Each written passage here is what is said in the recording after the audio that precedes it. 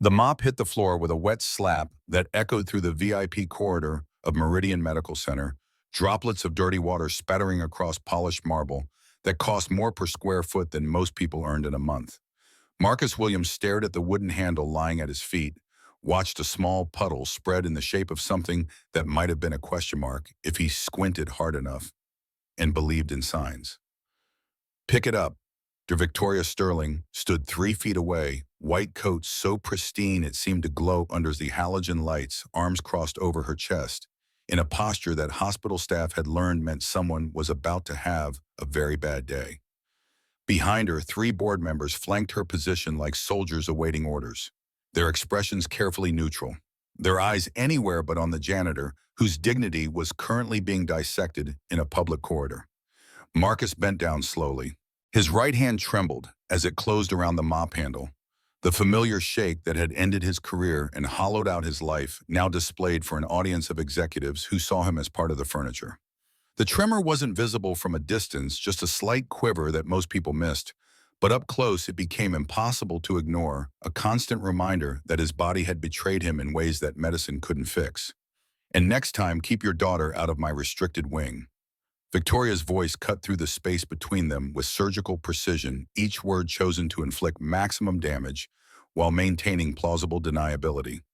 This is a place for people who heal, not for janitors who dream. The security guard near the elevator shifted his weight from one foot to the other, uncomfortable but unwilling to intervene.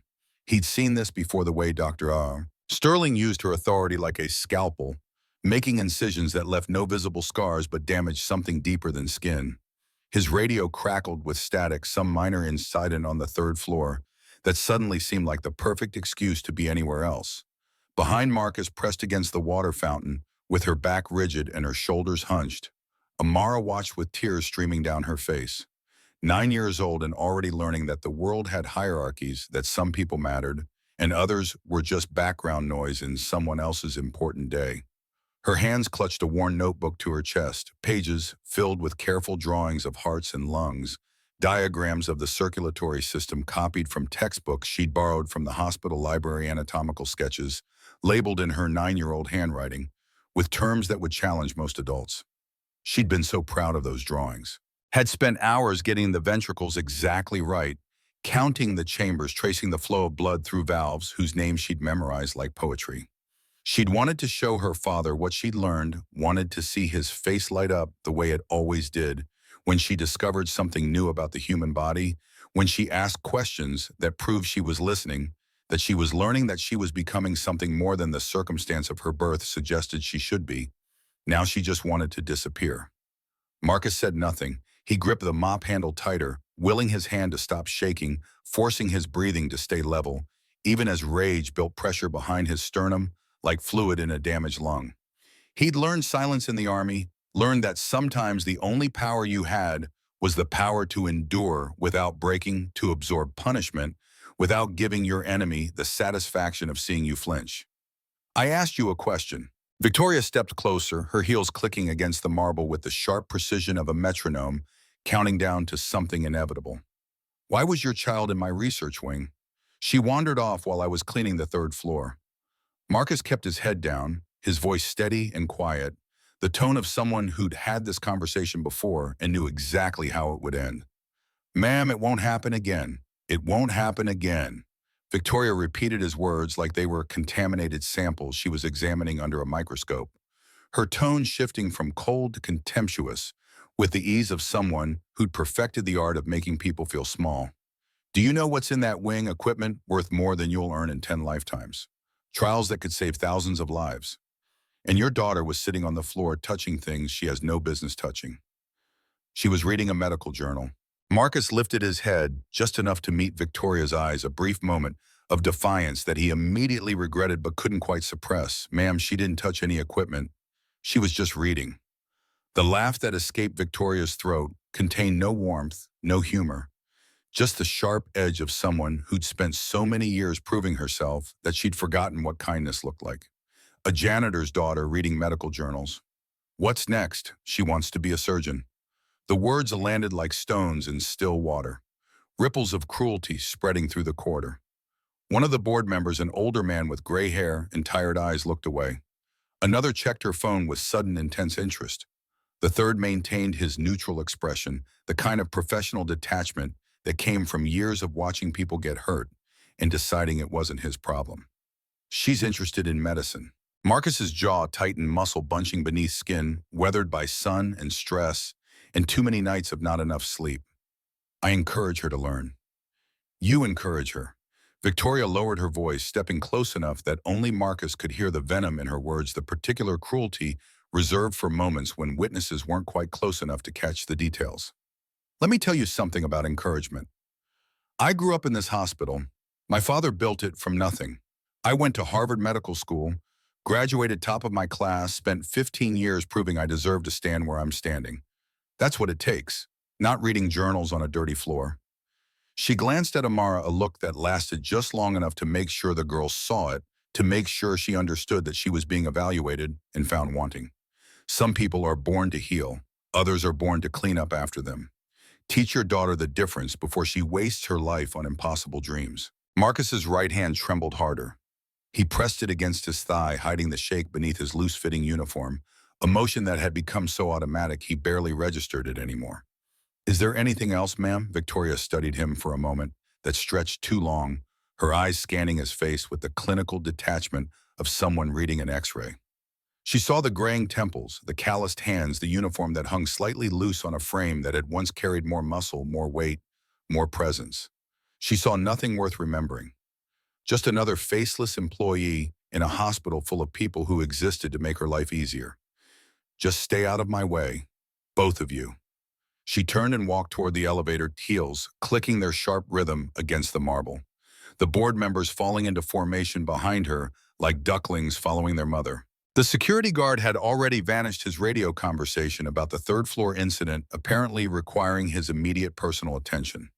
The corridor fell silent except for the hum of air conditioning and the distant sounds of a hospital in perpetual motion. Marcus stood alone with the mop still in his hand, water dripping from the strands onto marble that would need to be cleaned again, adding work to work in a cycle that never seemed to end. His reflection in the polished floor looked distorted, stretched and compressed by the angle, a funhouse mirror version of himself that seemed appropriate, given how far he'd fallen from what he used to be. Then he felt a small hand slip into his. Daddy. He looked down. Amara's eyes were red and swollen, her lower lip trembling with the effort of holding back more tears. The notebook crushed against her chest, like armor that hadn't worked, like protection that had failed in the moment she needed it most. Yeah, baby girl. Am I not supposed to want to be a doctor? Something cracked inside Marcus Williams. Not broke, he'd been broken before. And this wasn't that. This was something sharper, something that cut into the place where he kept the memories of who he used to be, the life he'd lost, the man he'd buried beneath layers of silence and resignation, and the daily grind of work that numbed the mind while it slowly killed the spirit. He crouched down, ignoring the pain in his knees, the grinding sensation of joints that had taken too much impact over too many years, and looked his daughter in the eyes. Listen to me. You can be anything you want to be. Doctor, surgeon, researcher, anything. Don't let anyone tell you different, especially not someone who doesn't know anything about you. But she said I heard what she said, and she's wrong. He tucked a strand of hair behind her ear, a gesture so familiar it happened without thought. Muscle memory from thousands of small moments of comfort and connection. You know what I see when I look at you? I see your mama's heart. I see someone who's going to change the world. And I see a girl who's already smarter than half the doctors in this building. Amara sniffled, wiping her nose with the back of her hand, her voice small and uncertain. Really? Really? Now go wait for me in the break room. There's a vending machine with those peanut butter crackers you like. I'll be there in 10 minutes. She hesitated, torn between obedience and the desire to stay close, to not let her father out of sight in case something else terrible happened, in case the world decided to take another piece of their carefully constructed life. Then she hugged him fiercely, arms wrapping around his neck, with desperate strength, her face pressed against his shoulder. I love you, Daddy. I love you too, baby. More than anything. He watched her walk away, her small shoulders slowly straightening as she moved down the hall, resilience returning with each step, because children were adaptable in ways that adults had forgotten how to be. because she believed him when he said she could be anything, because at 9 years old the world hadn't beaten that belief out of her yet. When she turned the corner and disappeared from view, Marcus finally let out the breath he'd been holding. He picked up the mop and returned to his cart, the wheeled contraption filled with cleaning supplies and trash bags, and all the tools of a trade he'd never imagined he'd be practicing. He started cleaning the corridor, pushing the mop in long, smooth strokes, erasing the evidence of the confrontation like it had never happened, like dignity could be restored with soap and water. But his hand kept shaking. Edgar Morrison had been an anesthesiologist for 41 years. He'd seen everything the human body could endure and everything the human spirit could survive. Miracles and tragedies, heroes and cowards. The absolute best and worst of human nature laid bare in operating rooms, where pretense died under the bright lights, and the only thing that mattered was whether the patient lived or died. At 67, he'd earned the right to trust his instincts, and his instincts were screaming. He watched Marcus Williams from the doorway of the supply room, coffee growing cold in his hand, the bitter taste forgotten, as his attention focused entirely on the janitor who was reorganizing the crash cart supplies. The man moved with a precision that didn't match his job description, hands arranging medications with the kind of systematic efficiency that came from muscle memory, from training so ingrained it became automatic. The medications were grouped by function. Emergency drugs in the front row, clearly labeled and easily accessible. Secondary support medications behind them, organized alphabetically for quick identification. Expiration dates faced forward, visible at a glance. Everything positioned for maximum speed during a code for those desperate moments when seconds meant the difference between a patient walking out of the hospital or leaving in a body bag. That wasn't how janitors organized supplies. That was how trauma surgeons organized them. Edgar had served in Desert Storm. He'd worked alongside Army medics and Navy surgeons in field hospitals, where incoming wounded arrived faster than the staff could process them, where triage became a dark art of deciding who got care and who got morphine and a hand to hold while they died. He'd seen combat medicine practiced in conditions that would make most civilian doctors quit on the spot, had watched surgeons operate with hands steadier than his own, despite the sounds of artillery fire, and the knowledge that the tent they were working in was one lucky RPG strike away from oblivion. He knew what military training looked like, even when the person tried to hide it. Marcus Williams moved like a soldier. Economical motions, no wasted energy, constant, situational awareness, even when he appeared to be focused on a single task. His eyes tracked movement in his peripheral vision, cataloging everyone who entered or left the hallway, assessing threat levels with the automatic reflex of someone who'd survived by paying attention to details that others missed. And there was something else. The way he touched the medications, checking labels with a thoroughness that went beyond conscientiousness. The way he positioned the defibrillator pads so the packaging wouldn't tear or tangle during emergency deployment. The way he adjusted the crash cart's angle so it could be accessed from either side without blocking the door. These weren't the actions of someone who cleaned for a living. These were the actions of someone who'd made life or death decisions in seconds, someone who understood that chaos required preparation, that the difference between survival and tragedy often came down to whether someone had taken the time to put things in exactly the right place. "Excuse me." Marcus turned, his body language shifting subtly from focused work to defensive awareness, shoulders squaring and weight redistributing in a stance that combat veterans recognized in each other even when they didn't consciously register what they were seeing. "Yes, sir, I'm Dr. Morrison, anesthesiology." Edgar stepped into the room, studying the man's face with the attention he usually reserved for monitoring patients during surgery. "That's an interesting way you've organized those supplies." Marcus's expression didn't change, his voice remained level and professional. "Just trying to be helpful, sir. Figured if everything's easy to find, the nurses won't have to waste time during emergencies." "Where'd you learn that system?" "Just common sense, I suppose." Edgar nodded slowly. He didn't believe it for a second. Common sense didn't teach you to organize emergency medications in reverse order of administration during cardiac arrest protocols. Common sense didn't make you position airway equipment at a 45-degree angle for optimal access by right-handed personnel. Common sense was what civilians called training they didn't understand. "What's your name, son?" "Marcus Williams." "You serve." The question hung in the air between them, loaded with implications that both men understood. It wasn't a casual inquiry or small talk to fill silence. It was a veteran asking another veteran to identify himself, to acknowledge the shared experience that separated them from people who'd never worn a uniform, never heard incoming fire, never felt the peculiar terror of being responsible for keeping someone alive in circumstances designed to produce death. Long time ago, sir. What branch? Army, Imos. The pause stretched too long. Marcus met Edgar's eyes, and for just a moment the mask slipped. Behind the janitor's uniform, behind the quiet voice and downcast eyes, Edgar saw something else. Something haunted, something proud, something that had been buried deep but never truly gone. 68 whiskey. Marcus said it quietly, the military occupational specialty code that identified combat medics, the soldiers who ran toward gunfire while everyone else ran away, who performed triage under fire and surgery in tents, and kept people alive through pure, stubborn refusal to accept that death was inevitable. Then I went to medical school. Edgar's coffee cup nearly slipped from his fingers, the ceramic suddenly slick in his grip, the remaining liquid sloshing dangerously close to the rim. You're a doctor, was. Marcus held up his right hand, the tremor now visible and impossible to ignore, a constant small shake that rendered the hand useless for any work requiring fine motor control. IED in Kandahar. Nerve damage. Can't operate anymore. My God. Edgar leaned against the door frame, his mind racing through the implications, connecting dots that suddenly formed a picture he should have seen earlier. What unit? 28th Combat Support Hospital. The coffee cup did slip, then falling from Edgar's nerveless fingers and shattering on the floor. Ceramic shards scattered across tile-brown liquid, spreading in a puddle that neither man acknowledged or addressed.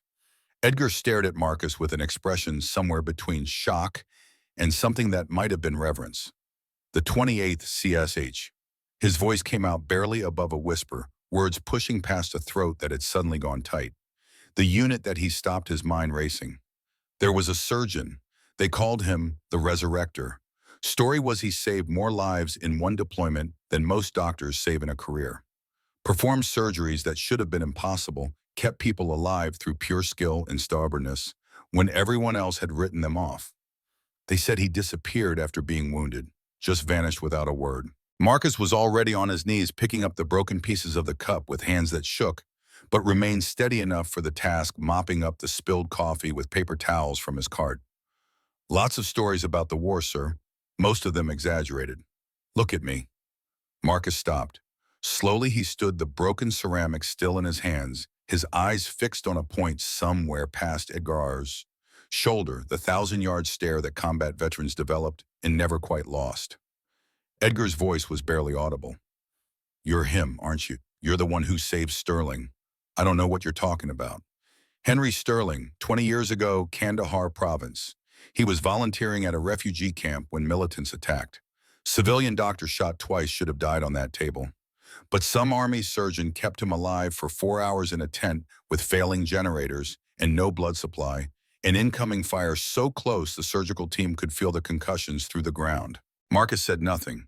His jaw was tight, his eyes still fixed on that distant point, his posture rigid with the tension of someone fighting to maintain control. Henry never found out who saved him. The surgeon refused recognition, refused medals, just disappeared after his own injury. But Henry talked about him for years, said that surgeon was the reason he built this hospital, said he wanted to create a place worthy of that kind of healing, said he owed his entire life to a man whose name he never learned. Dr. Sterling built this hospital because he was a good man. Marcus's voice came out carefully controlled, each word chosen with precision. Whatever happened in Kandahar, that was just people doing their jobs. Edgar shook his head, something between laughter and tears building in his chest. Son, I've seen your file. You've been working here for 18 months. 18 months of mopping floors and cleaning toilets in a hospital founded by the man whose life you saved. 18 months of being invisible while his daughter treats you like trash. It's a good job. Lets me be close to my daughter. It's honest work. It's a waste. That's what it is. Marcus finally met his eyes, and there was something dangerous there now. Something sharp beneath the surface, the edge of anger that had been contained for too long. What I was doesn't matter anymore, Dr. Morrison. I can't operate. I can't heal people the way I used to. But I can keep this hospital clean. I can make sure supplies are where they need to be when someone codes. I can teach my daughter that there's no shame in honest work, no matter what anyone says. He dropped the broken ceramic into his trash bag and returned to his cart, hands gripping the handle with enough force to make the knuckles white. Now, if you'll excuse me, I have floors to mop. Edgar watched him go, watched the way he pushed the cart with mechanical efficiency, watched the tremor in his right hand that had ended a career but hadn't ended the man. He thought about Henry Sterling, dead 8 months now from a heart attack that came too early and too sudden. Thought about Victoria Sterling running the hospital her father built into something he would have hated, turning healing into profit margins and compassion into efficiency metrics. And he thought about the photograph on Henry's desk, the one of a man in military dress uniform, shaking hands with Henry outside a VA hospital, both of them smiling with the particular joy of survivor and savior reunited. Henry had kept that photograph for 20 years, had talked about the surgeon who saved him in tones that suggested he was discussing a saint or a miracle, had built an empire of healing because one man refused to let him die in a tent in Afghanistan. That man was now mopping floors. Edgar pulled out his phone and started making calls. That night, Marcus sat on the edge of his bed in the small apartment he shared with Amara. The lights were off, street light filtering through thin curtains and casting long shadows across walls that needed paint, furniture that needed replacing a life, that needed more than he could give it, but somehow remained enough because his daughter had a roof and food and the chance to dream. He rolled up his sleeve and stared at the tattoo on his right forearm, a caduceus wrapped in the American flag serpents coiled around the staff, their heads meeting at the top in the ancient symbol of healing. Below it, in simple block letters that had faded over the years but never quite disappeared, the words that had defined his life: first do no harm. The 28th Combat Support Hospital's unofficial motto. Every surgeon who served with them got the same tattoo, a brotherhood marked in ink, a promise they'd never break even when their bodies failed them. Even when the war ended and they came home to discover that civilian life had no place for the skills they'd perfected in hell. He touched the faded lines with his trembling fingers, tracing the serpent's coils, remembering the day he'd gotten the tattoo, the mission that had preceded it, the soldier they'd saved who should have been dead 3 times over, but kept breathing because Marcus and his team refused to accept the inevitable. "I'm still here, Denise," he whispered to the empty room, to the ghost of a wife who'd been gone 3 years now, who'd hidden her lupus diagnosis while he was deployed because she didn't want him distracted while he was saving lives overseas. She'd died holding his damaged hand. Her last words a whisper about how proud she was of him, how much she loved him, how their daughter would be okay because she had his strength and her mother's heart. "I'm still fighting, I just don't know what for anymore." Daddy Marcus quickly pulled down his sleeve. Amara stood in the doorway, nightgown, wrinkled eyes, heavy with sleep, but also something else, the lingering fear that came from bad dreams or bad memories or the particular anxiety that children develop when they saw their parents hurt and didn't know how to fix it. "Hey, baby girl, what are you doing up? I had a bad dream." She padded across the room and climbed onto the bed beside him, her small body seeking warmth and comfort, seeking the reassurance that only a parent could provide. About that lady at the hospital. She was yelling at me again. Marcus put his arm around her, pulling her close, feeling her heartbeat against his side.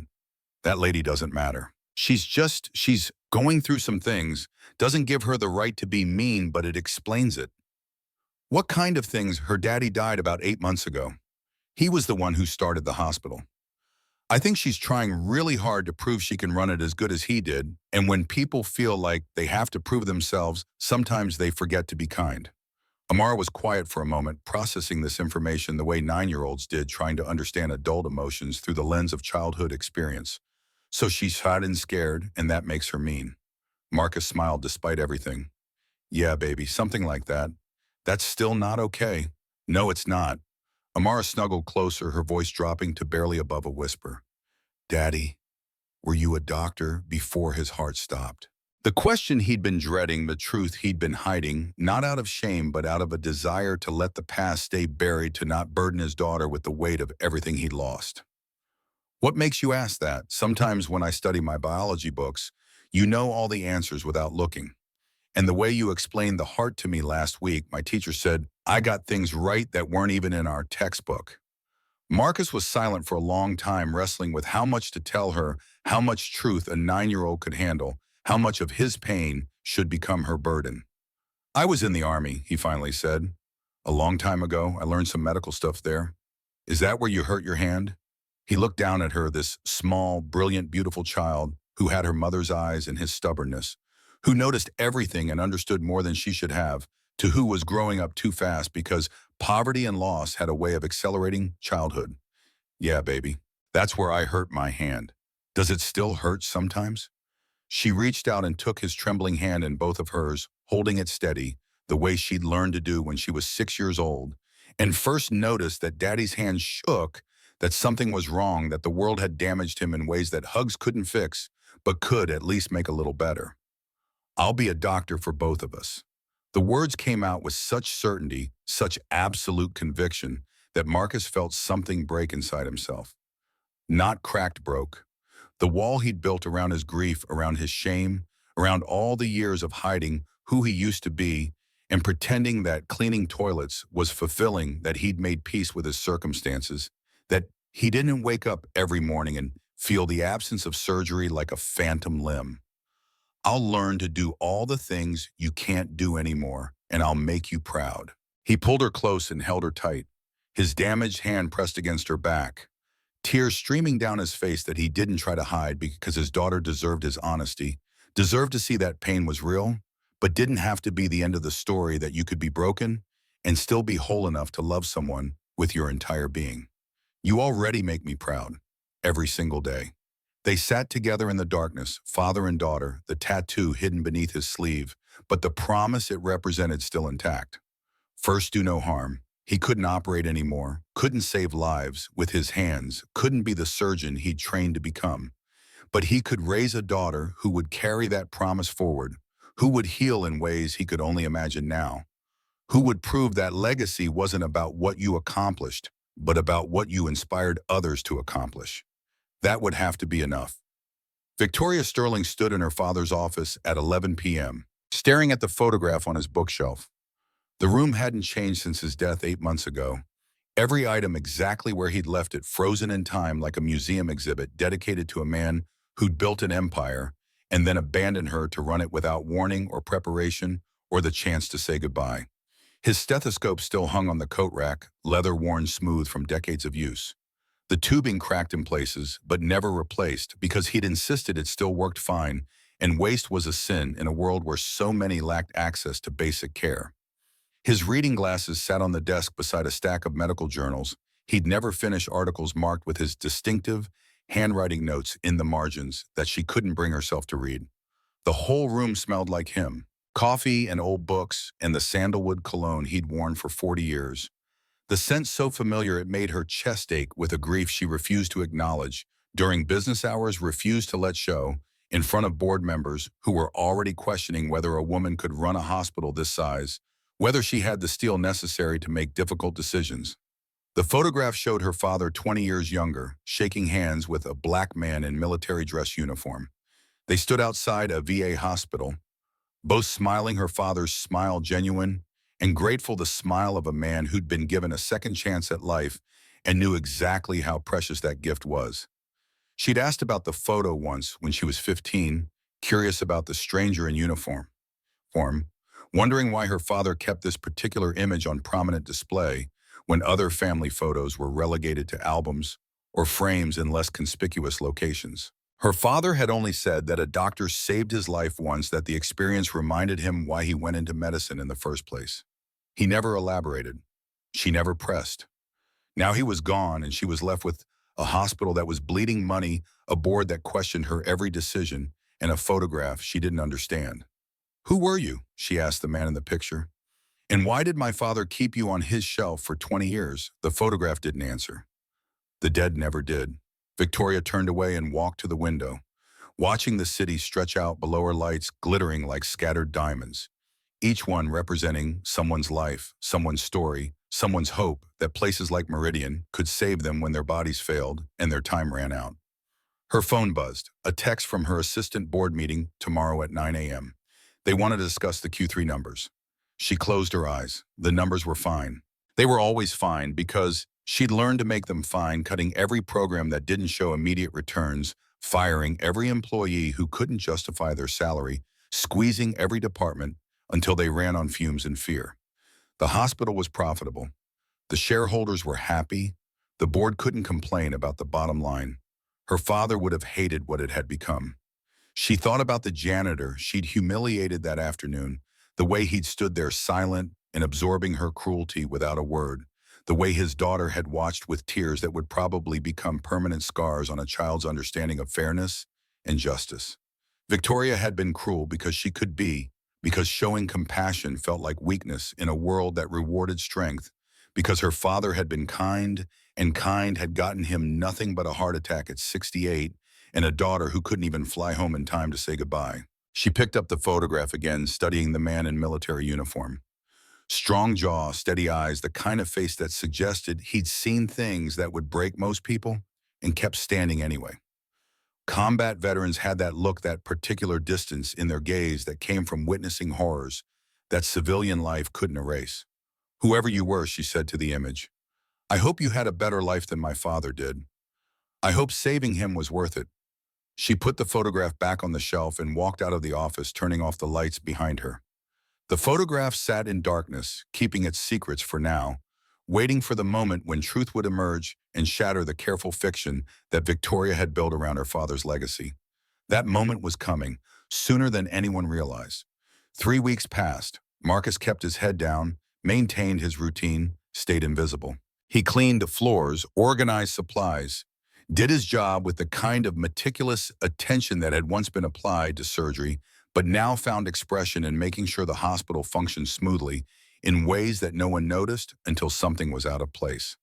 Amara visited after school, doing homework in the break room, while he worked her biology textbooks spread across the table beside the vending machine, her notebooks filling with drawings and diagrams and questions that grew more sophisticated with each passing day.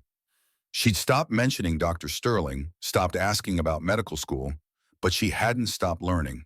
If anything, the humiliation had sparked something deeper, a determination to prove that she belonged in medicine, regardless of what anyone said. Edgar Morrison watched from a distance, saying nothing but seeing everything. He told a few trusted colleagues about his suspicions, keeping his voice low, and his evidence circumstantial, planting seeds that would either grow or wither depending on whether proof emerged to support the story he suspected was true. Dr. Patricia Hayes in surgery listened with interest, her eyes narrowing as she recalled the janitor who reorganized crash carts with suspicious expertise. Dr. James Chen in the ER noted that Marcus Williams always seemed to know where emergency supplies were located, even ones that had been moved recently, even equipment that most janitors wouldn't be expected to recognize. The whispers spread quietly like smoke under a door. The janitor was a combat surgeon, 28th CSH, the unit from Kandahar. They called him the Resurrector, saved more lives than anyone could count. Disappeared after being wounded. Could be anyone, really, lots of people served. But look at how he moves. Look at how he organizes those supplies. Look at his eyes when he watches the surgical residents making rookie mistakes. Victoria heard the whispers. She dismissed them with a wave of her hand, irritation flashing across her face at the suggestion that her staff had too much free time for gossip. Rumors, she told her assistant. Staff has too much idle time. Find them something productive to do. But late at night, alone in her father's office, she found herself staring at the photograph again. The timeline nagged at her. Henry Sterling shot in Kandahar in 2004. Months of recovery, then manic energy poured into building Meridian, creating the hospital he'd dreamed about for years, but never had the motivation to actually construct until someone saved his life and reminded him that every day was borrowed time. She ran the numbers in her head. If the surgeon who saved him was in his mid-30s during that deployment, he'd be in his mid-50s now. The janitor looked about that age, give or take. The build was similar, though 20 years of aging and injury could change a body significantly. The military bearing was unmistakable, visible even beneath the shapeless uniform and the careful posture of someone trying to be invisible. But it couldn't be. What kind of hero ended up mopping floors in the very hospital founded by the man he saved? What kind of doctor accepted janitorial work when he could be? Could be what? Victoria stopped herself. Could be unemployed and homeless. Could be another veteran failed by a system that discarded soldiers after extracting their service. Could be doing exactly what he needed to do to survive and support his daughter. She shook off the thought. She had a hospital to run a board to satisfy a legacy to protect. She didn't have time for ghost stories or speculation about janitors who might have been doctors before the world broke them. The crisis came on a Sunday afternoon when Victoria was in her office reviewing quarterly projections, trying to find another percent to cut from the budget, another efficiency to squeeze from departments already running on skeleton crews. Her pager went off. 3 short bursts. Mass casualty alert. She grabbed her white coat and ran. The emergency room was controlled chaos by the time she arrived, organized pandemonium that happened when the hospital activated disaster protocols and every available staff member descended on the ER to handle an influx of casualties that exceeded normal capacity. A charter bus carrying a high school lacrosse team had collided with a semi-truck on I-95, the kind of accident that produced exactly the nightmare scenario that every trauma center prepared for but hoped never to experience. 18 casualties, 6 critical, 2 in immediate need of surgery that couldn't wait for transport to better equipped facilities, couldn't wait for specialists who were stuck in traffic or on vacation or simply not available because Sunday afternoons were when elective surgeries happened, not when buses full of teenagers crashed on highways and transformed routine shifts into crucibles that tested whether staff had the skills and resources to save lives under pressure.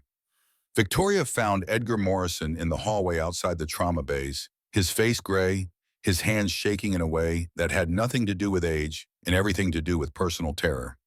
"Michael's in there," he said. "My grandson, 17 years old." He was sitting in the back of the bus when his voice broke. Michael Morrison was Victoria's godson, the boy she'd watched grow up, whose birthday she'd attended, and whose school plays she'd endured with forced enthusiasm. Edgar's daughter's Juan, a bright kid with a lacrosse scholarship to Duke and a future that suddenly depended on whether Meridian Medical Center had someone qualified to stop him from bleeding to death before better options arrived. "Where's Dr. Harrison?" Victoria's voice came out sharp, professional, the tone she used when panic threatened and control was the only defense. "Stuck in traffic. 40 minutes out minimum. Chen not trauma certified. Can't operate at this level. Hayes already in surgery with another patient. Critical chest trauma. She can't break away."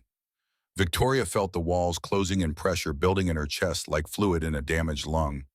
Senator Morrison was on his way. The press was gathering outside, and a 17-year-old boy was bleeding to death with no one qualified to save him. The hospital had state-of-the-art equipment, experienced staff, every resource that money could buy. What it didn't have was a trauma surgeon available to use those resources in the next few minutes before Michael's condition deteriorated past the point where even perfect surgery couldn't bring him back. She pushed through the doors into Trauma Bay 2, forcing herself to look at what she'd been avoiding, confronting the reality that numbers and projections and quarterly reports couldn't capture. Michael Morrison lay on the table unconscious and pale, his vitals deteriorating by the second, his young life draining away, while nurses and residents swarmed around him, calling out numbers that Victoria knew were wrong, all wrong metrics that indicated death approaching faster than anyone could stop. BP 72, over 40 and dropping. He's not responding to fluids. We need to operate now or we're going to lose him. Victoria grabbed the nearest resident, a young doctor whose name she should have remembered but didn't because she'd spent more time reviewing his salary than his qualifications. "What's the damage assessment?" "We think it's the spleen. Internal hemorrhage. But we can't confirm without opening him up, and there's no one here who can." "There's me." Victoria turned. Marcus Williams stood in the doorway, still wearing his janitor's uniform, still holding a mop he'd apparently dropped mid-stride when he heard the chaos and made the decision that would end his invisibility and change everything. His right hand trembled against the mop handle. His eyes were locked on the monitors, displaying Michael's failing vitals, the flat effect of a man reading data and making calculations that would determine whether someone lived or died. "Get out." Victoria's voice was cold, automatic, the response programmed by months of treating this man as furniture. "This is a restricted area." His spleen ruptured. "That's why the BP keeps dropping. You can see it on the ultrasound there, the shadow in the left upper quadrant. He needs a splenectomy in the next 6 minutes, or he's going to code." Marcus walked past her, his focus entirely on the patient, on the monitors, on the calculations that trauma surgeons made without conscious thought, because lives depended on speed and certainty and the refusal to hesitate when every second counted. "You can intubate him now. He's going to need blood at least 6 units, and someone needs to prep or two immediately. The room fell silent. Nurses stopped moving. Residents stared.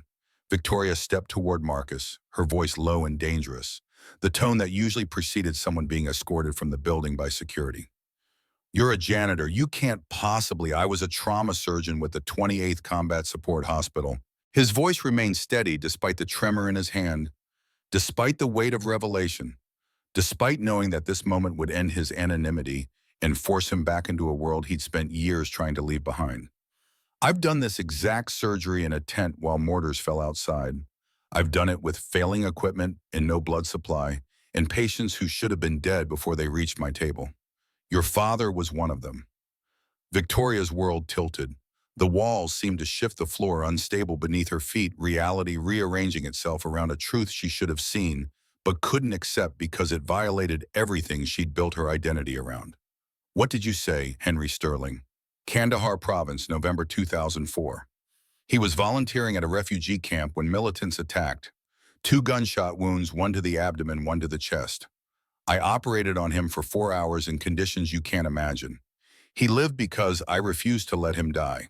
The monitor flatlined. "He's coding." A nurse screamed the words, "panic overriding training," the sound cutting through the suspended moment when everyone was processing Marcus's revelation and trying to decide whether to believe the impossible or reject it as delusion. Michael Morrison was dying on the table. Senator Morrison's grandson, Victoria's godson, a 17-year-old boy with a lacrosse scholarship and a future that was ending in Trauma Bay 2, while adults stood frozen and debated credentials. Marcus didn't hesitate. He pushed through the paralyzed staff, grabbed a surgical gown from the rack, was issuing orders before anyone could stop him, or ask questions, or demand proof of qualifications that didn't matter, because the only thing that mattered was whether he could do what he claimed or whether they were about to let a teenager die because protocol said janitors couldn't perform surgery. "You prep or two now, move. You 4 units, O negative and warm them. Don't bring me cold blood, it'll kill him faster than the bleeding. You," he pointed at a young resident who stood trembling by the crash cart. "You're my hands. You do exactly what I say when I say it. No hesitation. Do you understand?" The resident looked at Victoria, seeking permission or guidance or some sign that this insanity was sanctioned by someone in authority. Everyone looked at Victoria, the CEO who'd spent months proving she was strong enough to run this hospital, who'd made difficult decisions and cut wasteful spending and transformed Meridian into a profitable enterprise that her father would have hated. Senator Morrison's grandson was dying. A janitor was claiming to be a war hero. The clock was ticking down to 0. Victoria made her decision. Do it. The operating room erupted into controlled chaos. Marcus moved through it like a man who'd done this 1,000 times before, his voice cutting through panic with the authority of someone who'd operated while bombs fell outside his tent, who'd kept soldiers alive through sheer refusal to accept that death was inevitable. "Get him on the table now. Don't wait for the gurney transfer. Lift him. 3 of you on my count." Hands moved in unison, responding to commands that came with the certainty of absolute knowledge. Michael Morrison's body rose from the trauma bay table, unconscious weight distributed across 6 arms that carried him through doors and down the hallway toward OR2, where lights blazed and instruments waited, and the space between life and death could be measured in seconds. "What's your name?" Marcus asked the young resident, who'd been assigned as his hands, the surgeon who would actually touch the patient, while Marcus talked him through every cut, every clamp, every decision that trauma surgeons made without conscious thought, because training became instinct, became the difference between saving lives and watching them end. "Chen, James Chen. You ever done a splenectomy?" "Chen, I've assisted on 3. Never primary. Today you're primary. I'm going to talk you through every single cut, every single clamp, every single stitch. You don't think, you don't hesitate, you just do exactly what I say. Can you handle that?" Chen's hands were shaking, his face pale beneath the surgical lights that revealed every doubt and every fear that came with being thrust into a situation he wasn't trained for, wasn't ready for, wasn't supposed to face for another 3 years of residency. He looked at Marcus, really looked at him, and saw something in those eyes that steadied his trembling fingers. This wasn't a janitor. This was someone who'd stared down death so many times they'd become familiar enemies, Two old adversaries who understood each other's moves and respected each other's territory, but never stopped fighting. Yes, sir. Good. Gown up. We don't have time for full scrub. Use the sanitizer and double glove. Move. Victoria stood by the door, frozen between authority and uncertainty, her mind racing through implications that could destroy her career if this went wrong. A janitor directing surgery. The liability was astronomical, the risk incalculable, the violation of every protocol and regulation so severe that the hospital could be shut down if something went wrong and the board discovered she'd authorized it. But another part of her, the part that had watched her father save lives before profit margins consumed everything, recognized what she was seeing. This man knew exactly what he was doing. Every command was precise, every order given with the confidence that came from repetition in conditions far worse than this sterile room with its perfect lighting and unlimited supplies. Scalpel ready. A nurse called out, her voice tight with tension, hands moving through preparations that she'd done hundreds of times, but never under these circumstances, never with a janitor calling the plays and a resident who looked like he might vomit performing surgery that should have been handled by someone with a decade more experience. Marcus positioned himself at Chen's right shoulder, his damaged hand gripping the surgical rail to control its tremor, his eyes never leaving the operating field. Midline incision. Start 2 centimeters below the xiphoid process. You're going to cut straight down about 15 centimeters. Steady pressure. Don't rush it. Chen's hand hovered over Michael's abdomen, the scalpel catching light, reflecting back the moment when childhood dreams of being a surgeon met the terrifying reality that lives depended on whether his hands remained steady, whether his nerve held, whether he trusted the voice in his ear more than the fear in his chest. Now, Dr. Chen, the scalpel touched skin. Blood welled up immediately, dark and fast, too fast, the kind of bleeding that indicated serious internal damage, organs ruptured, and blood pressure dropping, and time running out faster than anyone wanted to acknowledge. Good. Keep going. Straight line. You're doing fine. Chen's hand moved deeper layers of tissue parting beneath the blade, the human body revealing its interior architecture in ways that medical school textbooks could never quite capture. The reality of surgery was always messier than illustrations suggested, always more chaotic than mannequins prepared students for, always demanded more courage than anyone possessed until they were actually standing over an open abdomen with someone's life balanced on whether they cut in exactly the right place. Suction. Marcus's command was sharp, cutting through the building tension. Keep that feel clear. Chen, you are going to see a lot of blood when you open the peritoneum. Don't panic. That's what we're here to fix. Just keep cutting. The blade moved deeper.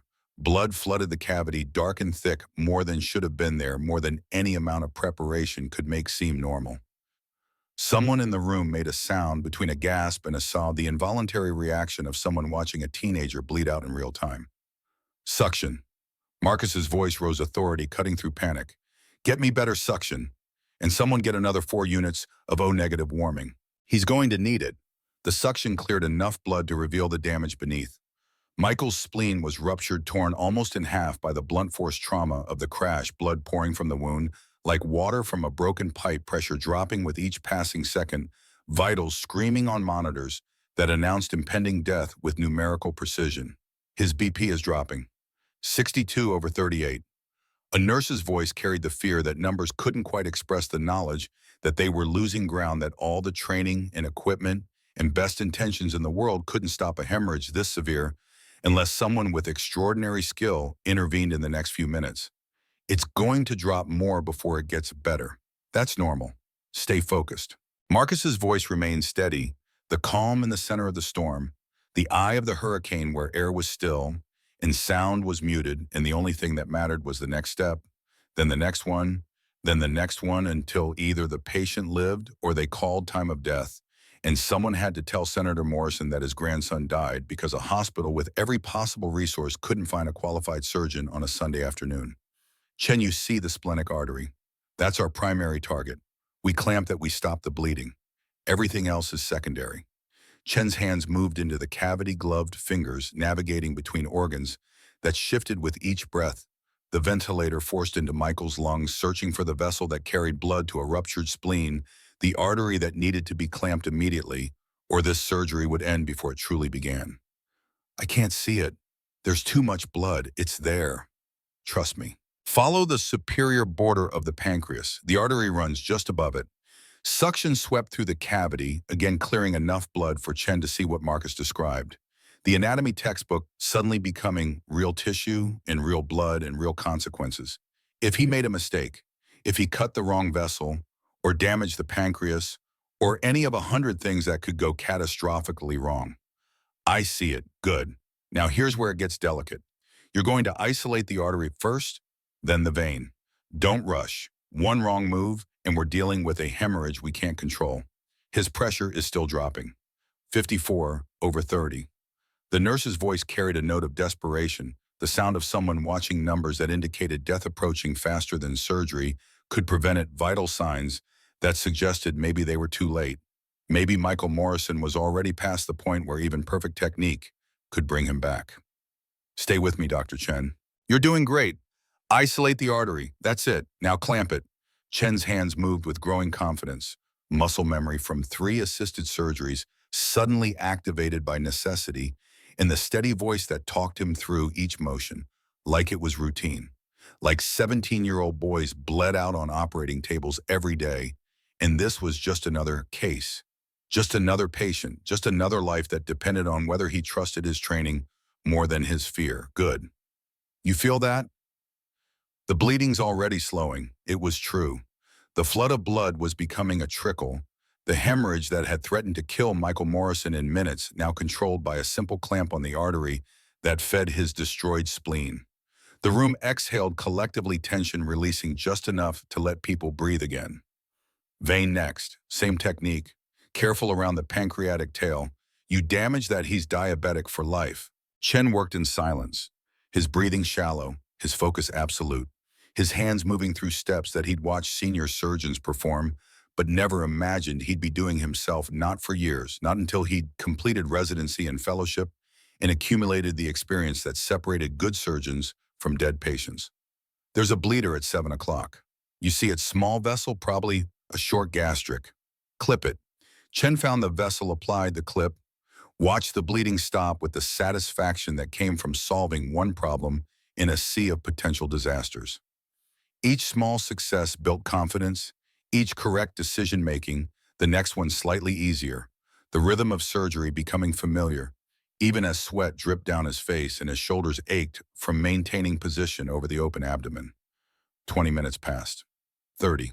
The spleen came free, damaged beyond saving, and Chen lifted it out of Michael's body with hands that had stopped shaking, placing it in the basin a nurse held ready, while Marcus talked him through the next phase. Now we check for bleeders. Systematic sweep clockwise from the diaphragm. You miss one, he bleeds out in recovery. Chen moved carefully, methodically, his eyes scanning every surface of the surgical field with the attention to detail that separated adequate surgeons from exceptional ones. There, 11 o'clock. You see that oozing. Got it? Chen applied a clip, his movements confident, now the terror that had paralyzed him at the beginning replaced by something that might have been competence, or might have been adrenaline, or might have been the particular high that came from saving someone who should have died. And there's one more near the splenic bed, deeper. Use your suction to expose it. The final bleeder was sealed. Michael's vital signs stabilized, blood pressure climbing from critical to concerning to something that suggested he might actually survive this, that Senator Morrison's grandson would live to play lacrosse and attend Duke and have the future that had almost ended on I-95 when a bus collided with a semi-truck and transformed a Sunday afternoon into a crucible. BP stabilizing, 78/50 and climbing. Relief flooded the nurse's voice, the sound of someone who'd been holding their breath for 30 minutes and could finally exhale. Good. Now we close, layer by layer. Take your time. The hard part's over. Chen's hands moved through the closure with efficiency that came from repetition, peritoneum and fascia and subcutaneous tissue and skin, each layer restored to approximate the body's original architecture, making Michael whole again, even though he'd lost an organ, even though he'd come within minutes of losing everything. When the last suture was tied, Chen stepped back from the table, his surgical gown soaked with sweat and blood, his face showing the exhaustion that came from operating at the absolute limit of his abilities, while someone else's life depended on whether he made mistakes. He's going to live. Chen said it like he couldn't quite believe it, like the words were too big for his mouth, like the reality that they'd just saved Senator Morrison's grandson was slowly penetrating the fog of adrenaline and fear that had sustained him through 30 minutes of surgery he wasn't qualified to perform. Marcus confirmed it with simple certainty. Because you didn't panic. You trusted your hands and you listened. That's what surgeons do. The room erupted. Nurses cheered. Someone was crying. The anesthesiologist slumped against the wall with relief so profound it looked like physical collapse. Edgar Morrison pushed through the doors, his face wet with tears, having watched through the observation window for 30 minutes without breathing, without praying, without doing anything except bearing witness to a janitor saving his grandson's life. Thank you, his voice broke. I don't know how to. I can't. Marcus shook his head. Thank Dr. Chen. He did the surgery. You guided him every step. I watched. Edgar gripped Marcus's arm, his hands shaking with emotion that had no outlet except gratitude, expressed to someone who'd just proven that heroism wasn't dead, that skill and courage still existed in a world that often seemed designed to crush both. I knew it, from the first moment I saw you organizing those supplies. You're him. You're the resurrector. Marcus tried to pull away, but Edgar held firm. In the struggle, Marcus's surgical gown shifted his sleeve riding up to expose his forearm. And there it was impossible to deny or explain away the proof that whispers had been truth and rumors had been based on something real. The tattoo. A caduceus wrapped in the American flag serpents coiled around the staff, their heads meeting at the top. Below it, in faded block letters, "First do no harm." The room fell silent. Victoria stepped forward, her eyes fixed on the ink, her mind racing through implications that rearranged everything she thought she knew about her hospital. Her staff, the janitor she'd humiliated for months. That's the 28th CSH insignia. Dr. Hayes had finished her surgery and come running when she heard the commotion, her voice carrying the weight of recognition. That's the unit from Kandahar, the one they wrote about in Military Medicine Quarterly. The Resurrector. It's really him. Victoria couldn't move, couldn't speak, couldn't process the reality that was reshaping her understanding of the past 18 months. She stared at the tattoo, at the faded flag and caduceus, at the words that had been her father's favorite motto. First, do no harm. He'd said those words every morning when he walked into the hospital, had them inscribed on plaques and printed on hospital stationery, had made them the foundation of everything Meridian represented. She'd thought he learned them in medical school. Now she understood he'd learned them from the man who saved his life. You saved my father. Her voice sounded strange, distant, like it belonged to someone else. In Kandahar. That photograph in his office, the man in uniform, that's you. Marcus pulled down his sleeve, covering the tattoo, hiding evidence that couldn't be hidden anymore. Because too many people had seen it, too many witnesses could testify that the janitor was something more than his job title suggested. It was a long time ago. Why didn't you tell anyone? Why are you mopping floors when you could? Could what? For the first time there was an edge in Marcus's voice, anger breaking through the careful control he'd maintained for 18 months. Could operate with this? He held up his trembling hand. Could practice medicine without a license because mine expired when I couldn't pay the renewal fees. Could walk into any hospital in America and say, "Hi, I used to be somebody. Please give me a job." Victoria flinched. I have a daughter, Marcus continued. She needs a roof over her head and food on the table. She needs to see her father get up every morning and go to work, even if that work is cleaning toilets. She needs to know that there's no shame in honest labor, even when people... He stopped himself, the sentence incomplete, but the meaning clear.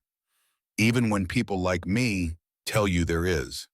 Victoria looked around the operating room at the nurses who'd followed his commands without question at Dr. Chen, who'd just performed the surgery of his life at Edgar Morrison, who couldn't stop crying at the teenage boy on the table whose chest rose and fell with the steady rhythm of survival.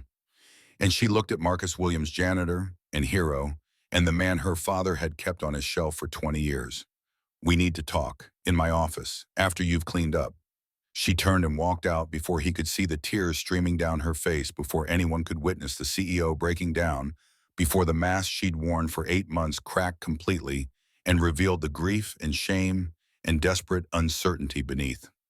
The conversation in Victoria's office happened 3 hours later after Michael Morrison had been moved to post-op recovery and the crisis had transformed into paperwork and incident reports, in the careful documentation of events that would require extensive explanation to board members who valued protocol over results. Marcus stood by the window looking at the city below, while Victoria sat at her father's desk, the photograph of Henry Sterling and the unknown soldier placed between them like evidence in a trial. "Why didn't you ever contact him?" Victoria's voice was raw, stripped of the coldness that usually armored it. "He looked for you for years. Hired investigators contacted military records offices, tried everything to find the surgeon who saved him. You could have reached out any time. Because I didn't want to be found." Marcus turned from the window. "Because being a hero means people expect things from you, and I had nothing left to give. I came home broken. My wife was dying. My career was over. I spent 2 years just trying to learn how to live again." He looked at the photograph, at the younger version of himself, shaking hands with Henry Sterling outside a VA hospital, both of them smiling with the particular joy of survivor and savior reunited. "We only met twice. Once in Kandahar, once at the VA. Henry insisted on the photograph, insisted on staying in touch. I disappeared instead, changed my number, moved 3 times, buried myself so deep no one could find me.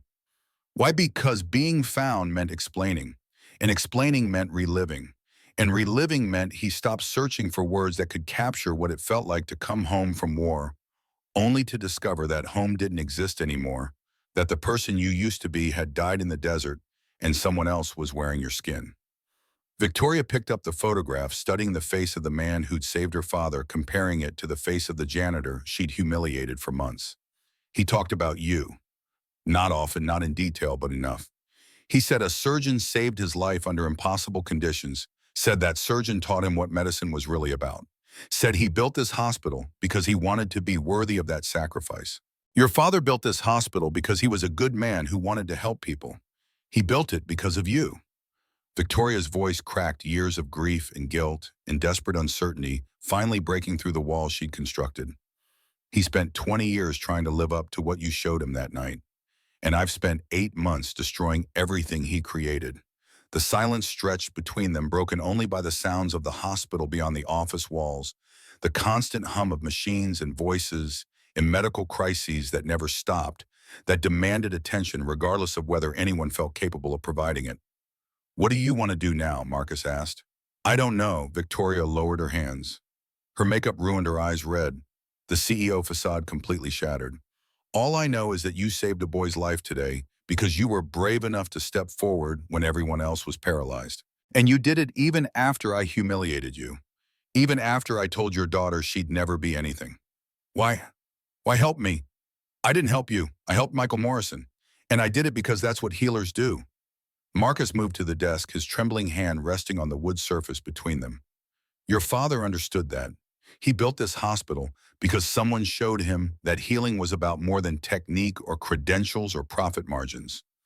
It was about refusing to give up, about fighting for people who couldn't fight for themselves, about making sure everyone had access to care regardless of whether they could afford it." "I've forgotten that." Victoria's voice was barely audible. "I've turned this place into exactly what he didn't want it to be. Then change it. Start now. Start here." Marcus pulled out his phone and showed her the screen.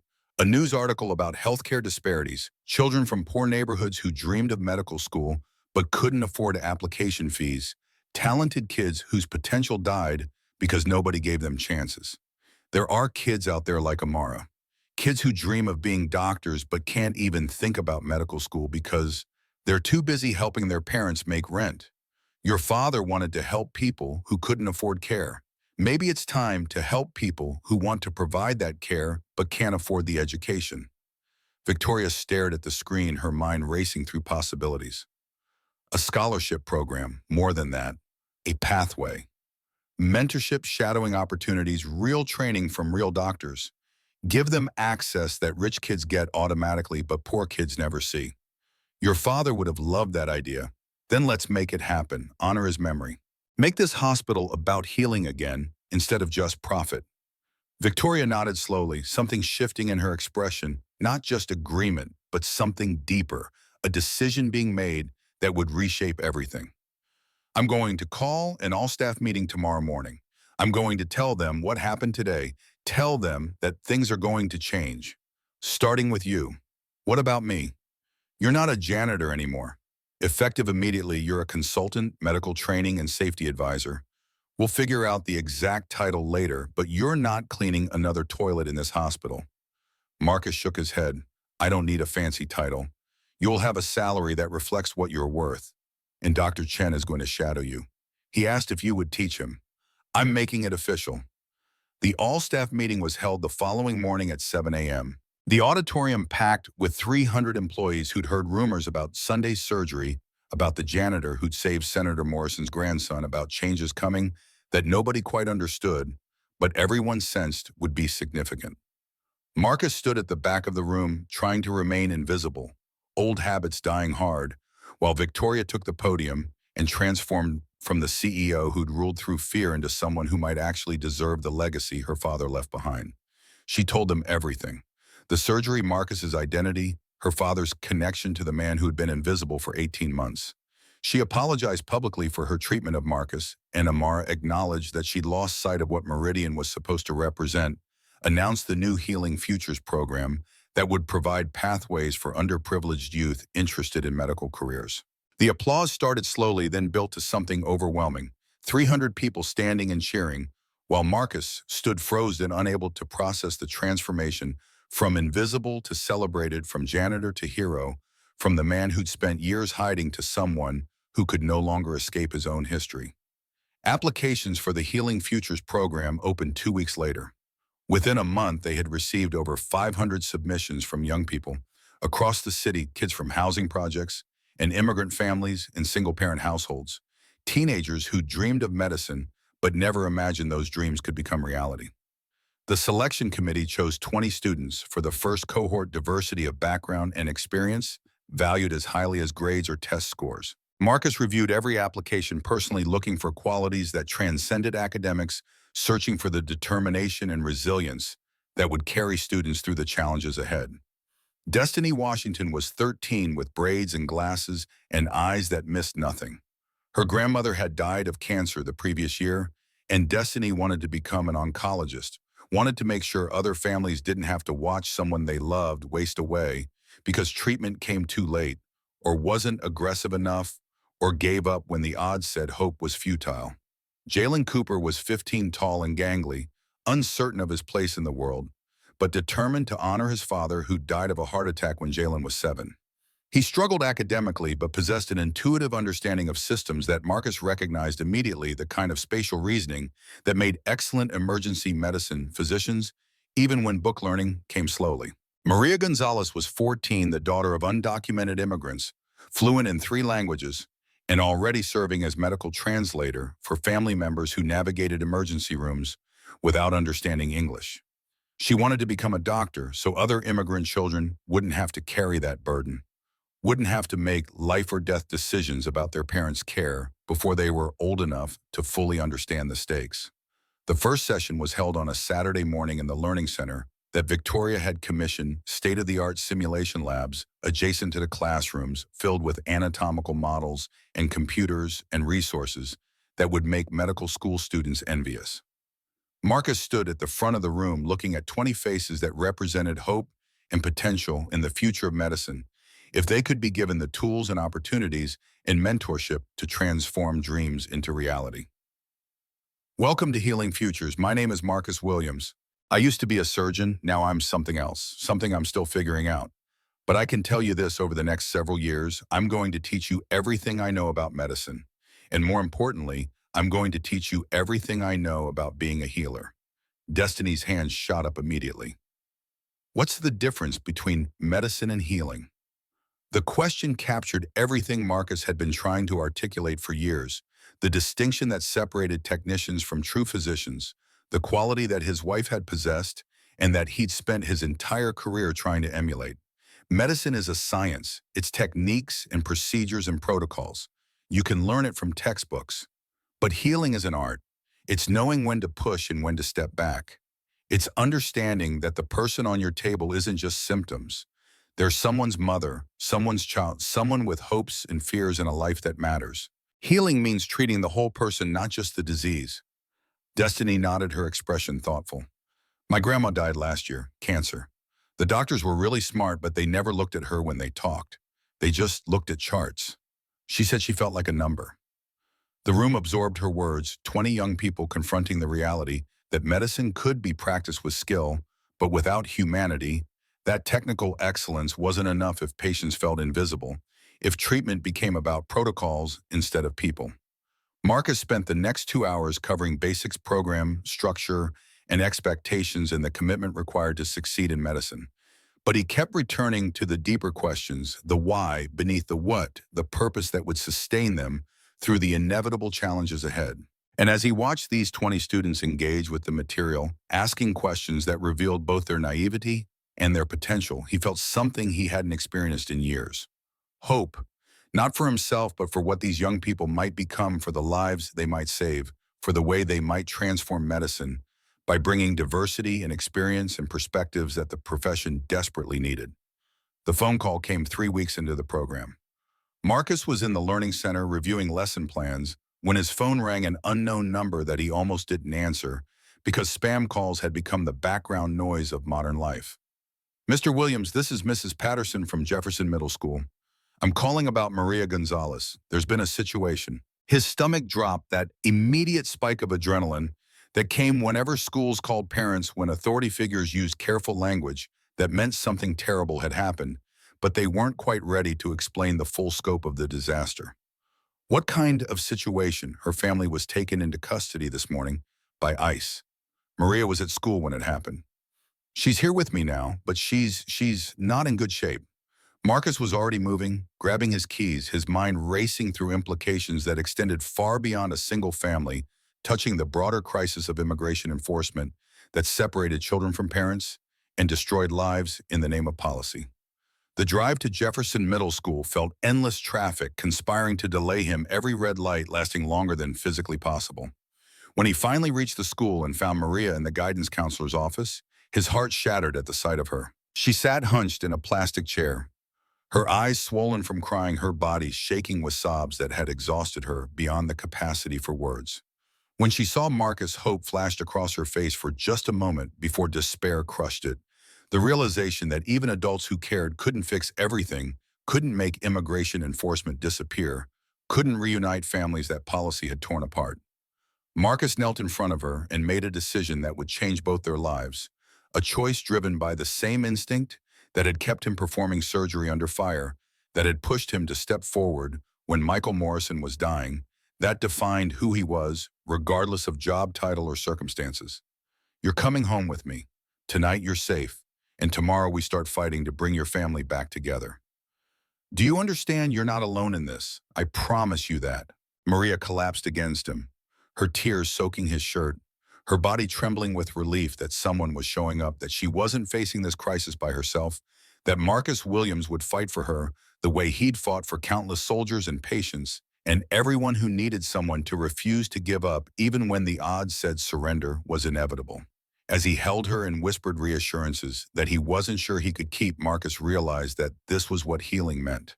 Not just surgery or medicine or technical skill, but showing up when people needed you most, refusing to let them face darkness alone, fighting for those who couldn't fight for themselves. The resurrector hadn't died in Kandahar. He just found new ways to save lives. The detention facility in Texas sat like a concrete monument to bureaucratic cruelty, chain link fences, topped with razor wire separating families from freedom policy, from humanity. Marcus drove through the night with Maria beside him, the girl clutching a folder of documents that Victoria's legal team had assembled with the efficiency that came from resources and connections that most families caught in the immigration system would never access. Letters of support from senators, testimony from teachers who described Maria's exceptional academic performance, and her role translating medical information for families navigating emergency rooms without English.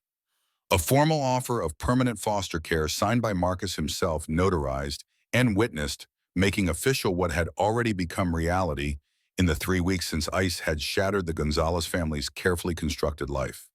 The hearing room smelled like disinfectant, and fluorescent lights casting harsh shadows across faces that had learned to expect disappointment. Roberto and Elena Gonzalez sat at a table wearing orange jumpsuits designed to strip dignity from people whose only crime had been crossing a border 2 decades ago in search of safety and opportunity.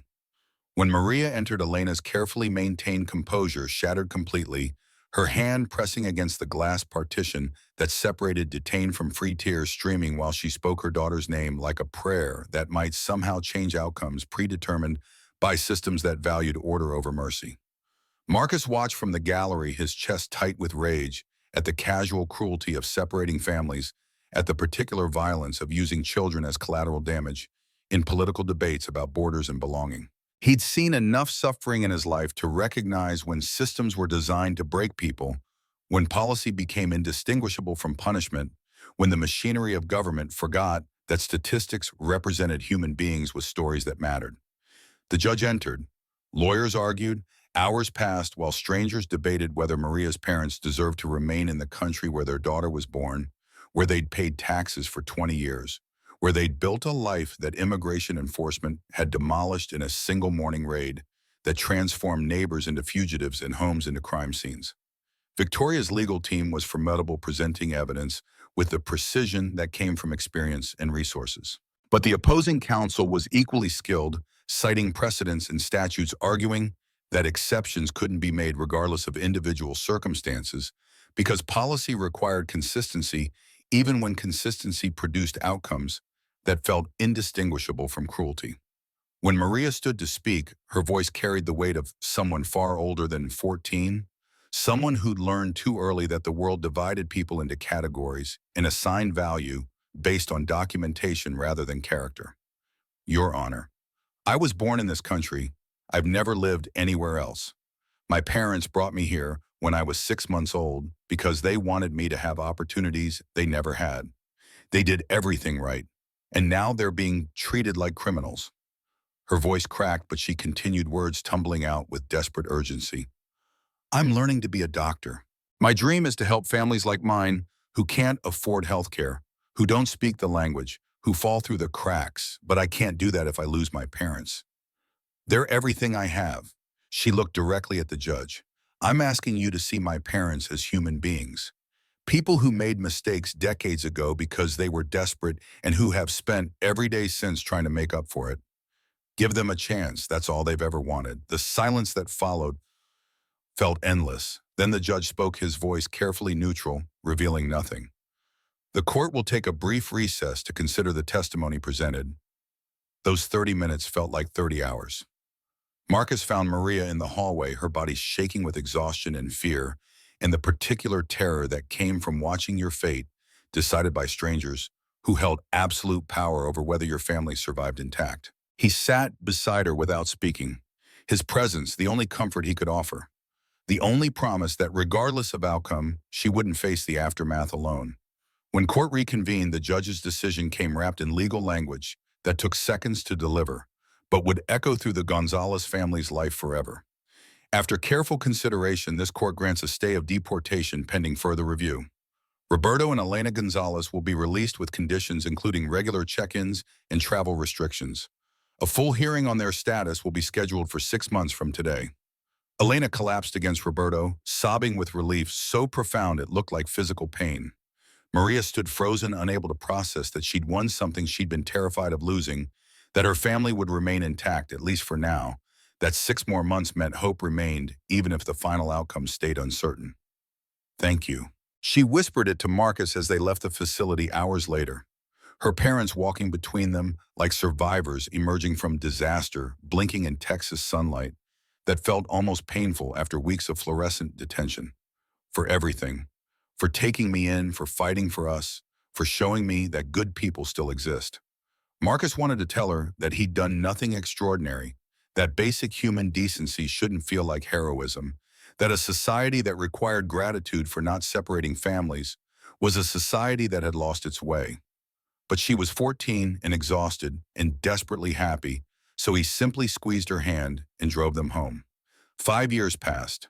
The program grew beyond anything Marcus had imagined, expanding from 20 students in a single learning center to a network spanning 12 cities serving over 1,000 young people whose dreams of medicine had been dismissed as unrealistic until someone gave them pathways that transformed aspiration into possibility.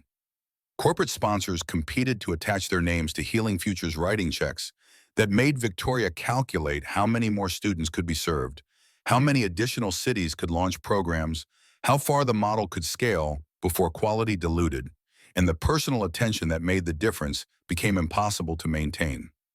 Medical schools created dedicated admission tracks for program graduates, recognizing that diversity enriched the profession, that doctors who understood poverty and immigration and systemic inequality brought perspectives that medical education desperately needed. Marcus remained at its original center, refusing 3 offers to become national director because he preferred teaching students over managing bureaucracy, preferred the moment when understanding clicked in a teenager's eyes over conference calls about strategic vision and stakeholder engagement.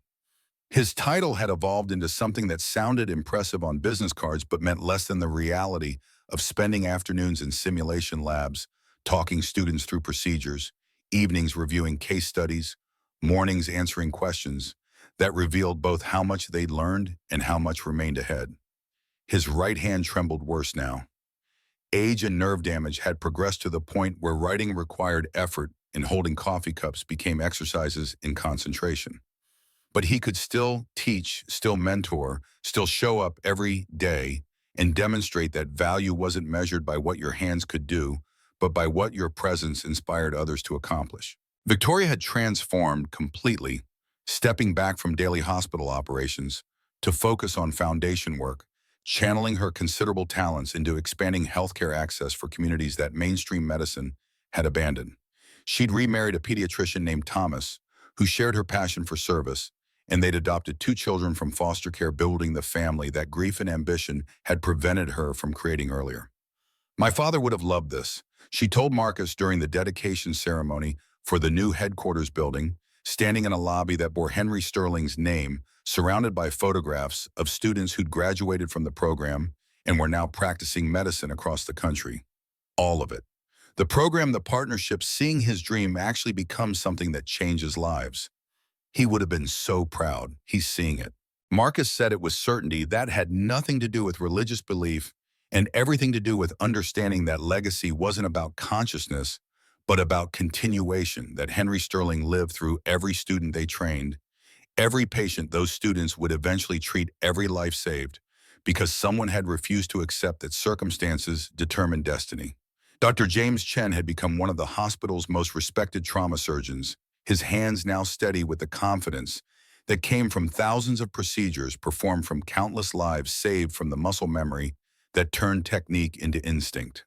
But he still called Marcus before difficult cases, still valued the voice in his ears more than his own judgment, still remembered the afternoon when a janitor had talked him through surgery that should have been impossible, and taught him that competence came from trusting yourself enough to accept guidance from others.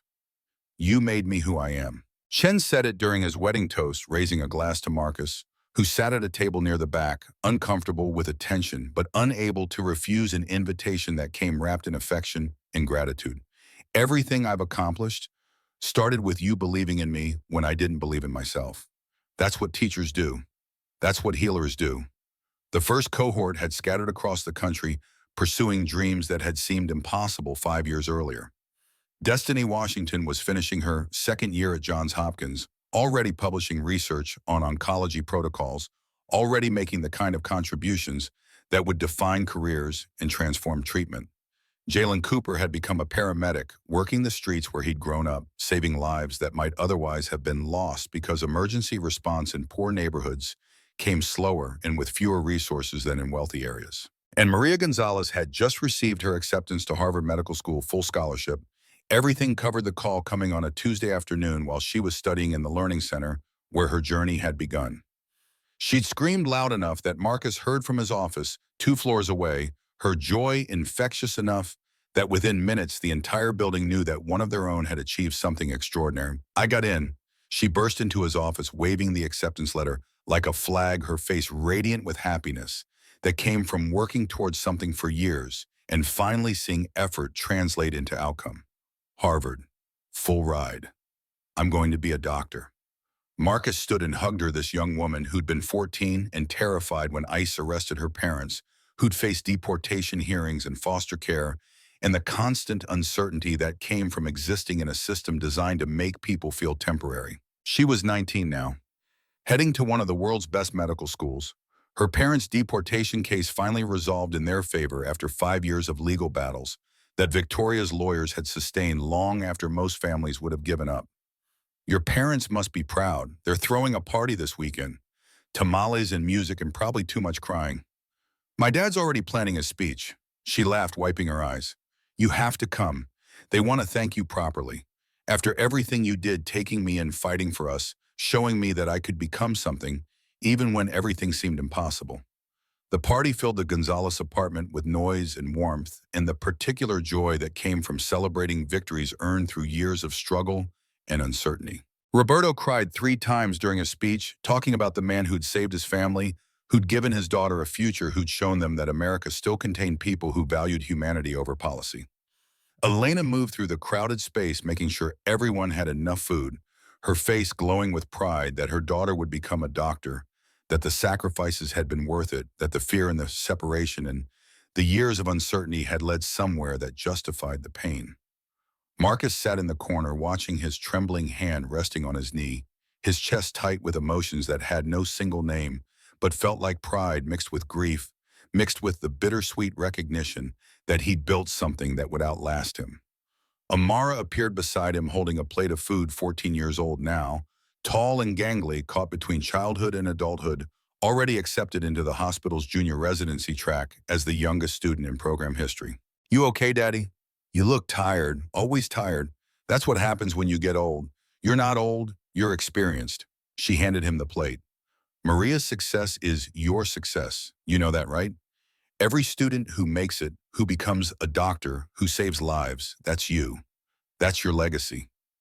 Marcus looked at his daughter, this remarkable person who had her mother's eyes and his stubbornness, who understood more than she should have to about sacrifice and loss and the long game of building something meaningful.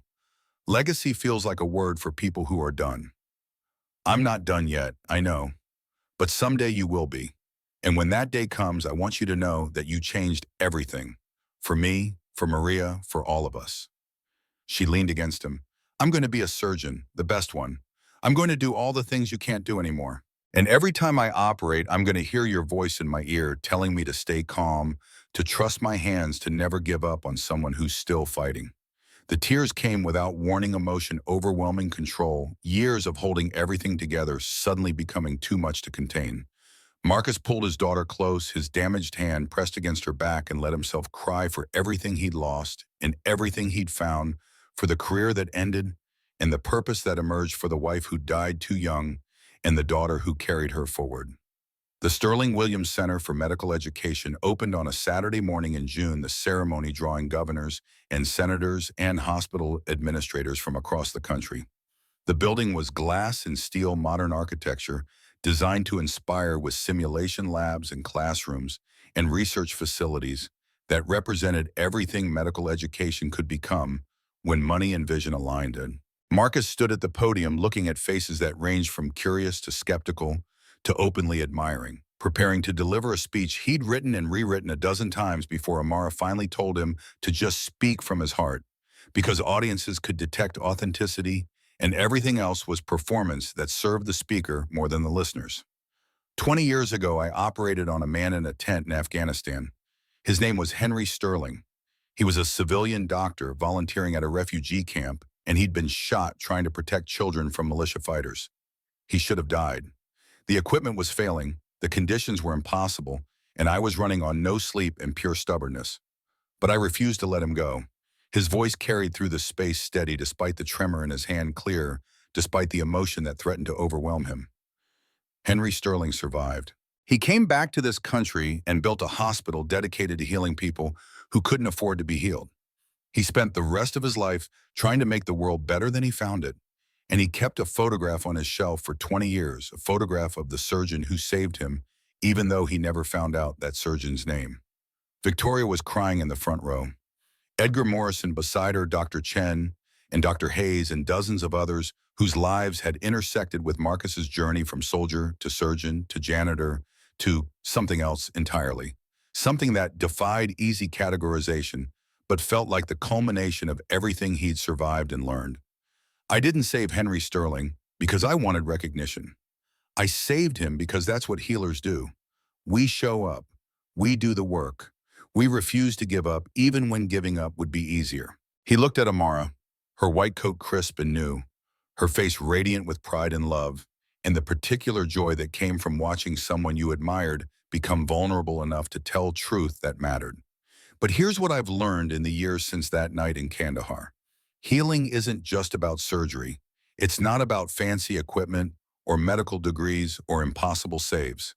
Healing is about connection. It's about seeing people as human beings, not as problems to be solved. It's about giving hope to people who've lost hope and chances to people who've never had chances. He gestured to the building behind him, all that glass and steel and promise, waiting to be filled with students who would transform medicine by bringing diversity and experience and perspectives that the profession desperately needed. This center exists because of everyone in this room, because of Victoria, who found courage to become the leader her father always knew she could be, because of doctors and nurses who mentor our students every single day, because of donors who believed in this vision, and because of students, these brilliant, stubborn, unstoppable young people who refuse to accept that circumstances define futures. He stepped back from the podium, his prepared remarks abandoned, his truth delivered. Henry Sterling saved my life as much as I saved his. He gave me purpose when I'd lost my way. He reminded me that even when you lose your hands, you don't lose your ability to heal. You just find new ways to do it. He lifted his trembling right hand, holding it up for everyone to see, making visible what he'd hidden for years, owning the damage that had ended one career and sparked another. These hands taught a young doctor to perform emergency surgery. These hands held a grieving girl when her family was torn apart. These hands signed paperwork that gave dozens of students the chance to become healers themselves. They can't operate anymore, but they can still change the world. The applause started slowly, then built to something overwhelming. 300 people standing and cheering and crying, the sound washing over Marcus like absolution, like permission to finally believe that what he'd built mattered, that the years of hiding and struggling and fighting to survive had led somewhere that justified the pain. But he barely heard it. He was looking at Amara, at the tears streaming down her face, at the pride shining in eyes that reminded him every day that Denise lived through their daughter, that love didn't end with death, but continued in the people left behind who carried forward what had been lost. She mouthed words across the distance. "I love you, Daddy." He mouthed them back. "I love you too, baby." The reception was chaos, handshakes, and photographs and conversations that Marcus navigated with growing exhaustion, his social battery depleting faster than anticipated because crowds drained introverts regardless of how meaningful the occasion. Victoria rescued him, eventually steering him toward a quiet corner where air felt breathable and noise became bearable. "You need a minute. Take it. Everyone will still be here when you're ready. I'm fine." "You're lying, but I appreciate the effort." She handed him water. "My father kept a journal. I found it last week in his desk. The last entry was written the day before he died. Do you want to know what it said?" Marcus wasn't sure he did, but nodded anyway, surrendering to the inevitability of revelation. "Today, I finally feel like I've earned my second chance.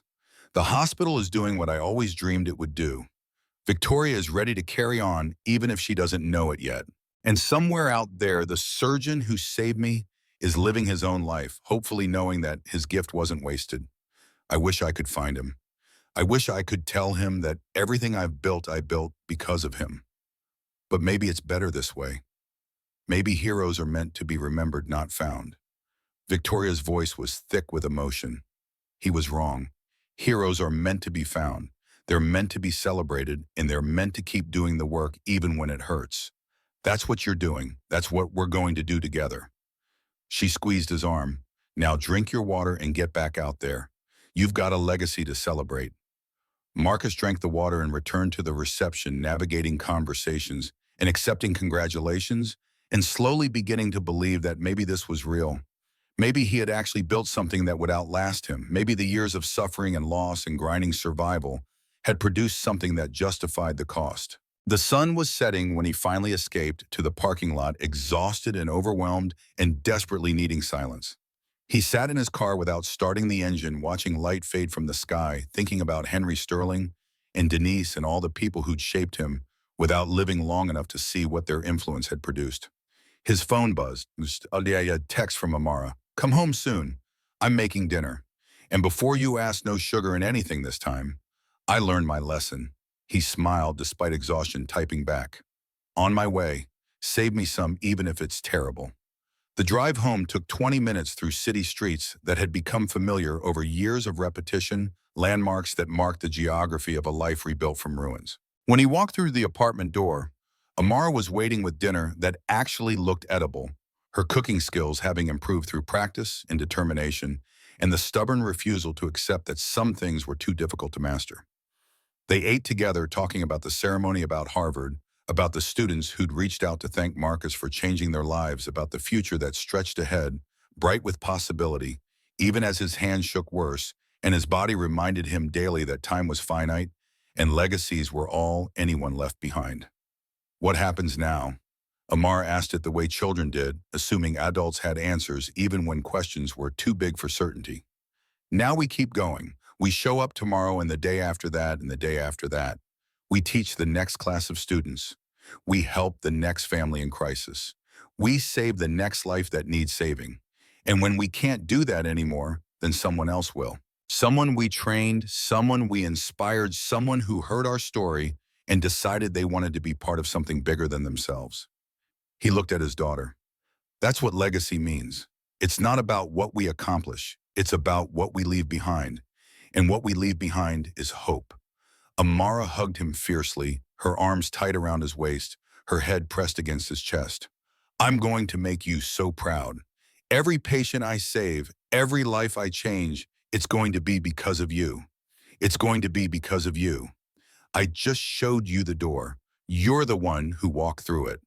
They stood together as darkness filled the apartment, father and daughter connected by something deeper than blood, by loss and love, and the stubborn refusal to let circumstances determine outcomes.